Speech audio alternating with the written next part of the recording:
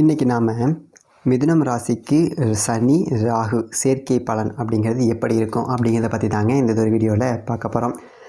March 29ஆம் தேதி இரவு 9 மணி அளவில் சனி பகவான் பெயர்ச்சியாகி மீனம் ராசிக்கு போக போகிறாரு.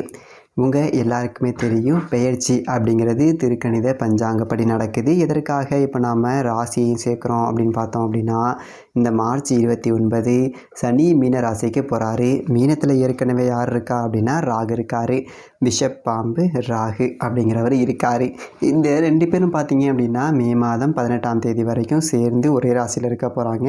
இது வந்துட்டு ஒரு பெரியதொரு ஆபத்து, அதே நேரத்தில் ஒரு பேரதிர்ஷ்டம், ரெண்டும் கலந்து உங்களுக்கு கொடுக்கும். அதாவது சனி பகவான் வந்துட்டு கர்ம வினைகளை கூட்டி கழித்து அதற்கு தக்கன பலாபலன்கள் அப்படிங்கிறத தரக்கூடியவரே.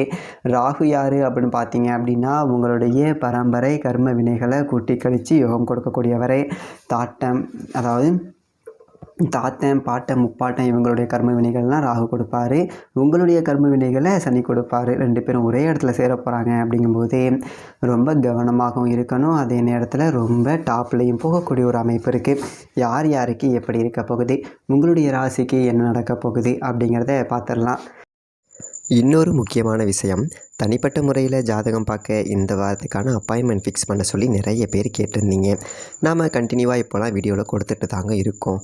இப்போது ரூபாய் 199க்கு தெளிவாகவும் விளக்கமாகவும் நம்ம ஜாதகம் பார்த்து தரோங்க. அதுவும் இந்த ஒரு மாதம் மட்டுங்க. அது மட்டும் இல்லாமல் தாழ்மையான வேண்டுகோள், இந்த நம்பருக்கு ஃபோன் கால் எதுவும் பண்ண வேணாங்க. ஜஸ்ட்டு உங்கள் வாட்ஸ்அப்பில் இருந்து மெசேஜ் அனுப்புனாலே போதும். உங்களுக்கு தேவையான அனைத்து டீட்டெயிலுமே நம்ம டீமில் இருக்கிறவங்க கொடுத்துருவாங்க. அப்பாயின்மெண்ட் டேட் மற்றும் டைம் ஃபிக்ஸ் பண்ணதற்கு பிறகு அந்த நேரத்தில் நான் உங்களுக்கு ஃபோன் கால் பண்ணி ஜாதகம் பார்த்து பலன்கள் சொல்லிவிடுவேங்க. உங்களுக்கு வாய்ஸ் நோட் வேணும் அப்படின்னாலும் அதையும் நாங்கள் அனுப்பிச்சிடுவோம். ஜஸ்ட் நீங்கள் வாட்ஸ்அப்பில் மெசேஜ் மட்டும் பண்ணாலே போதுங்க. உங்களுக்கு டீட்டெயில் அப்படிங்கிறது சொல்லிவிடுவாங்க. அப்புறம் நிறைய பேர் கேட்குறாங்க எவ்வளோ நேரம் ஆகும்னு. ஃபஸ்ட்டு நாம் ஜனன காலகட்டத்தை பார்த்து பலன்கள் அப்படிங்கிறத சொல்லிவிடுவோம். இதை விட முக்கியமான விஷயம், இங்கே டைம் ஒரு விஷயமே இல்லைங்க. உங்களுடைய கேள்விகள் பதில்கள், உங்களுடைய கேள்விகளாக இருக்குங்கள்ல, சந்தேகங்கள் கேள்விகள், இது எல்லாத்தையும் சொல்கிறதுக்கே நம்ம நிறைய டைம் எடுத்துக்கும். 30 நிமிஷத்துக்கு மேலே கூட பரவாயில்ல, 1 ஹவர் ஆனாலும் பரவாயில்ல, உங்களுக்கு தெளிவாக புரிகிற வரைக்கும் நாங்கள் ஜாதகத்தை கிளியராக சொல்லிவிடுவோங்க. இதை தாண்டி நம்ம எப்படி ஜாதகம் பார்க்குறோம் அப்படின்னா, முதல்ல ஜனன காலகட்டத்தின் அடிப்படையில் பொதுவான பலன்கள் அப்படிங்கிறத சொல்லிவிடுவோம். அதற்கப்புறமா இப்போ இருக்கக்கூடிய கிரகங்கள் அடிப்படையில் இப்போதைக்கு உள்ள சூழ்நிலைகளும் தசாபுக்திகளின் அடிப்படையில் எதிர்காலத்தை வச்சு நம்ம கணித்து சொல்லிடலாங்க. இதை தாண்டி கடைசியாக உங்களுக்கு தெளிவான உங்களுக்கான பரிகாரம் அப்படிங்கிறதையும் சொல்லிவிடுவோம். இதில் இருந்தே உங்களுக்கு எல்லா டீட்டெயிலும் கிடச்சிரும். கடைசியில் ஜாதகம் இல்லைனாலும் ஜஸ்ட்டு பிறந்த தேதி, நேரம், பிறந்த இடம் மட்டும் சொன்னாலே போதுங்க. நாங்கள் உங்களுக்கு ஜாதகம் பார்த்து பலன்கள்ங்கிறது சொல்லிவிடுவோங்க. நீங்கள் ஜஸ்ட்டு வாட்ஸ்அப்பில் ஒரு மெசேஜ் மட்டும் பண்ணாலே போதுங்க. உங்களுக்கான எல்லா டீட்டெயிலும் சொல்லிவிடுவாங்க. சரி, ஓகே, வாங்க இன்றைக்கான வீடியோக்குள்ளே நாம் போகலாம். மிதுனம் ராசி நேயர்களே, உங்களுக்கு இந்த சனி ராகு சேர்க்கை எப்படி இருக்குது அப்படின்னு சொல்லிட்டு பார்த்தோம் அப்படின்னா, இது வரைக்கும் உங்களுடைய ராசிக்கு 9வது வீட்டில் இருந்த சனி பகவான் மார்ச் 29ஆம் தேதி 10ஆம் இடத்துக்கு வரப்போகிறாருங்க. அதாவது தொழில் ஸ்தானத்துக்கு சனி பகவான் வரப்போகிறாரு. பொதுவாகவே 10ல் ஒரு பாவி இருக்கணும் அப்படின்னு சொல்லிட்டு சொல்லுவாங்க. அப்படிப்பட்ட பாவியானராக தனித்து 10ஆம் இடத்துல தொழில் ஸ்தானத்தில் இருந்தார். ஓரளவுக்கு நன்மை அப்படிங்கிறத நடந்தது. அதாவது கெடுதல் அப்படிங்கிறது ஒரு பக்கம் நிறையாவே இருந்துகிட்டு இருந்தாலும், ராகு 10ல் இருந்துக்கிட்டு தொழில் அப்படிங்கிறது கொஞ்சம் ஓடிட்டுருக்கு. வேலைன்னு ஒன்று இருக்குப்பா, எத்தனையோ பேர் வேலை இல்லாமல் கிடக்குறாங்க, எவ்வளோ பேர் வந்துட்டு தொழில் இன்னும் மூடி போட்டுக்கிட்டு கிடக்காங்க. ஆனால் எனக்கு ஏதோ ஒன்று ஓடுது, ஏதோ போராடி கையை ஊனி கரணம் போட்டுக்கிட்டு இருக்கேன். ஆனால் பெருசாக ஒன்றும் இல்லாட்டியும் கூட ஏதோ ஒன்று போயிட்டுருக்கு, அந்த மாதிரி இருக்குது. நகை அடகு வச்சுருக்கேன், கொஞ்சம் கடன் இருக்குது, அடைக்கணும், என்ன பண்ணுறது அப்படி சொல்லிட்டு தெரியலை.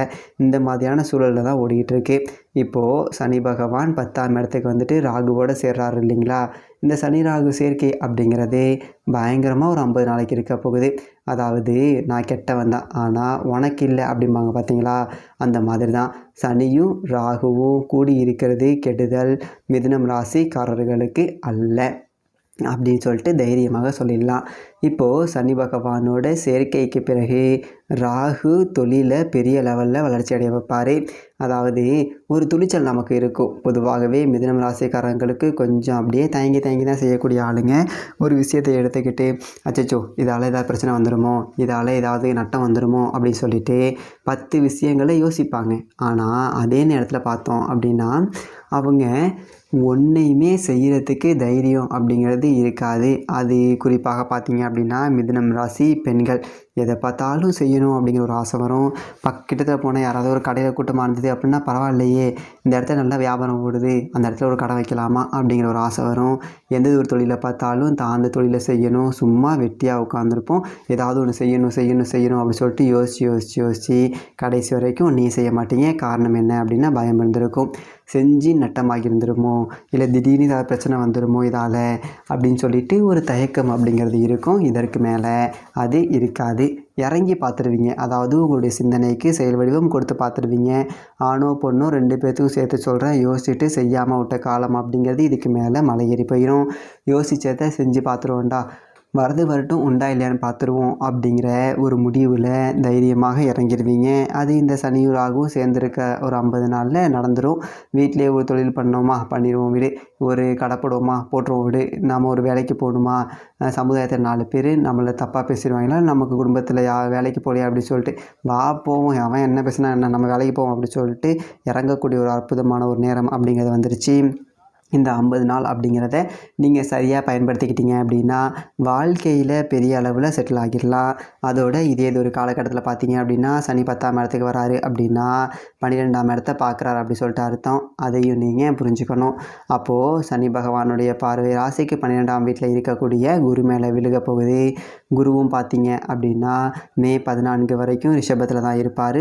குருவை சனி பார்க்குறாரு. அப்போது குருவுக்கு கொடுக்கக்கூடிய விரய செலவுகள் அப்படிங்கிறது இதுக்கு மேலே சனி பார்வைப்பட்டதால் கொஞ்சம் கூடுதலாக இருக்கும். அதாவது கண்ணாப்புனான செலவு இருக்கும். ஆனால் சுப விரய செலவுகள் தான். நீங்கள் அதை பற்றி பயப்பட வேண்டியதே கிடையாது. நல்லதொரு சுப விரய செலவுகள் அப்படிங்கிறத கொடுப்பாரு. ராகு கேது பயிற்சி ஆகிற வரைக்கும், அதாவது மார்ச் 29 இருந்து மே 18 வரைக்கும் ஒரு 50 நாள் அப்படிங்கிறது கண்ணா புண்ணான்னு செலவாகும். வீட்டில் சுப நிகழ்ச்சிகள் அப்படிங்கிறது நடக்கும். அதாவது தொழிலாளிகளாக இருந்தவங்க முதலாளி ஆகக்கூடிய ஒரு யோகம். ரொம்ப நாளாக ஒருத்தவன்ட்ட வேலை செஞ்சுக்கிட்டு இருக்கேன், அடிக்கடி வந்துட்டு ஒன்றும் மரியாதை இல்லை, ஒரு பற்று இல்லை, ஒரு லீவு கேட்டால் தர மாட்டேங்கிறாங்க, ஒரு 10 ரூபா சம்பளம் போட்டு தர மாட்டேங்கிறாங்க, பேச்சு தான் வர ரொம்ப மாறியாக போகுது, எனக்கு ஒன்றும் பிடிக்கலை அப்படின்னு சொல்லிட்டு வேலையை விட்டுட்டு சொந்த தொழில் தொடங்கணும் அப்படின்னு சொல்லிட்டு நினைக்க ஆரம்பிப்பீங்க. ஏதோ ஒரு வண்டியை கிண்டியை வாங்கி போட்டுப்போம், எவ்வளோ நாள் தான் அடுத்தவனுக்கு உழைச்சி கொட்டுறது, சரி இப்போ வயசாகி போயிடுச்சு அப்படின்னு ஒரு கடையை வச்சுட்டு உட்காருவோம் அப்படிங்கிற மாதிரி ஒரு மனப்பான்மை அப்படிங்கிறது உங்களுக்கு நீங்கள் வருவீங்க. இதே ஒரு காலகட்டம் அப்படிங்கிற இந்த ஒரு 50 நாளில் ஒரு சொத்து பிரச்சனைகள் அப்படிங்கிறது நல்லதொரு முடிவுக்கு வந்துடும்.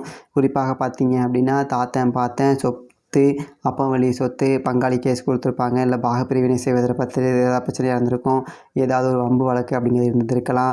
பூர்வீகத்தில் பாலடைஞ்சு போய் கிடைக்கும். பூர்வீக வீடு பார்க்கும்போதெல்லாம் கஷ்டமாக இருக்கேடா, நம்ம வாழ்ந்த வீடு, நம்ம பிறந்து வளர்ந்த வீடு இப்படி இடிஞ்சு போய் கிடக்கே, நம்ம ஒரு வாடகை வீட்டில் போய்ட்டு உட்காந்துருக்கோமே, ஏதாவது எடுத்து கட்டுவோம் போவோம், ஏதாவது பண்ணுவோம் அப்படி சொல்லிட்டு நினைக்கிறவங்களுக்கு எல்லாமே இப்போது அதற்கான ஒரு நேரம் அப்படிங்கிறது வரும்.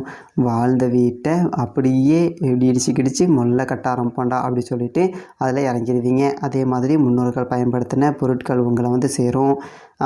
தாத்தாவோட ஒரு பொருளாக இருக்கலாம், அப்பாவோட ஒரு தாயாரோடது, இந்த மாதிரி ஏதாவது ஒரு பொருள் சேர்க்கை அப்படிங்கிறது உங்களுக்கு வந்து சேரும். அதுவும் ஒரு அற்புதமான ஒரு நேரமாக தான் இந்த ஒரு காலகட்டத்தில் இருக்குது. அதே மாதிரி ராகு 10ஆம் இடத்துல இருக்கும்போது கிளை நிறுவனங்கள் தொடங்க வைப்பார். ஒரு கடை ஒன்று ஆரம்பித்தேன், பரவாயில்ல நல்லா போயிட்டுருக்கு, திரும்ப இன்னொரு நிறுவனம் ஆரம்பிப்போண்டா அப்படிங்கிற அளவுக்கு தொழிலை வந்துட்டு விரிவுபடுத்தி கொடுப்பாரு. அது ஒரு 1 லட்ச ரூபா போட்டு முதல் போட்டு பண்ணிகிட்ருக்கேன், சரி இப்போ இன்னொரு 1 லட்ச ரூபா போடலாமா ஜோசியரே அப்படின்னா போடலாம், கடன் வாங்கி போடலாமா ஜோசியரே அப்படின்னா வேண்டாம். இருக்கிற முதலீடை பெருக்கிக்கிட்டே வாங்க, 10 ரூபா சம்பாரித்து அதிலே தூக்கி போடுங்க, நல்லதொரு வளர்ச்சி அப்படிங்கிறது இருக்கும். நம்ம ஒரு பொட்டி கடை வச்சுருக்கேன், அப்படியே ஒரு டீ கடை ஆக்கலான் இருக்கேன், ஒரு டீ கடை வச்சுருக்கேன், கொஞ்சம் ஹோட்டல் ஆக்கலான் இருக்கேன், இல்லை ஹோட்டல்லே சைடில் ஒரு கூல்ட்ரிங்க்ஸ் கடை ஜூஸ் கடை மாதிரி ஆரம்பிக்கலான் இருக்கேன், இந்த மாதிரி விரிவாக்கம் செய்யக்கூடிய ஒரு வேலைகள் அப்படிங்கிறது நடக்கும். அதே மாதிரி பார்த்தீங்க அப்படின்னா ஒரு இடத்துல நல்ல தொழில் போயிட்டுருக்கு, இன்னொரு பக்கம் அதே மாதிரி இன்னொரு கடையை திறப்போமா, நமக்கு தான் நல்லதொரு பேர் இருக்கே அப்படி சொல்லிட்டு அடுத்தடுத்து கிளை நிறுவனங்கள் தொடங்கக்கூடிய அளவுக்கு இந்ததொரு 50 நாட்கள் அப்படிங்கிறது உங்களுக்கு ரொம்ப சிறப்பாகவே இருக்கும். இந்ததொரு 50 நாட்களில் நீங்கள் செய்ய வேண்டிய முக்கியமான காரியம் என்ன அப்படின்னா, சனி பெயர்ச்சி அன்னைக்கு சனி பகவானை மனசார வணங்கி சனி பகவானுக்கு ஒரு 7 எண்ணெய் தீபம் ஏற்றுங்க. அதோட உங்களுடைய குலதெய்வ கோவிலுக்கு போயிட்டு குலதெய்வத்தை மனசார வணங்குங்க. செவ்வாய்க்கிழமை ராகு கால நேரத்தில் துர்க்கை அம்மனுக்கு ஒரு தீபம் அப்படிங்கிறத ஏற்றிட்டு, ஏழை பாலைகள், வீடு இல்லாதவங்க, ரோட்டோரம் படுத்திருக்கக்கூடியவங்க இவங்களுக்கு அன்னதானம் பண்ணுங்க. அதே மாதிரி முடிஞ்ச வரைக்கும் போர்வை வாங்கி கொடுக்கலாம், இல்லை செருப்பு, காலில் செருப்பு இல்லாதவங்களுக்கு செருப்பு வாங்கி கொடுக்கலாம். இந்த மாதிரியான தானம் அப்படிங்கிறது செஞ்சுக்கிட்டு வாங்க. இந்த 50 நாள் அப்படிங்கிறது உங்கள் வாழ்க்கையவே புரட்டி போடக்கூடிய ஒரு காலகட்டமாக இருக்கும். மிதுனம் ராசிக்காரர்களுக்கு எல்லாம் நல்லதாக அமையும். அதை தாண்டி தனிப்பட்ட முறையில் ஜாதகம் பார்க்கணும் அப்படின்னா கீழே இருக்க நம்பருக்கு கான்டாக்ட் பண்ணுங்கள்.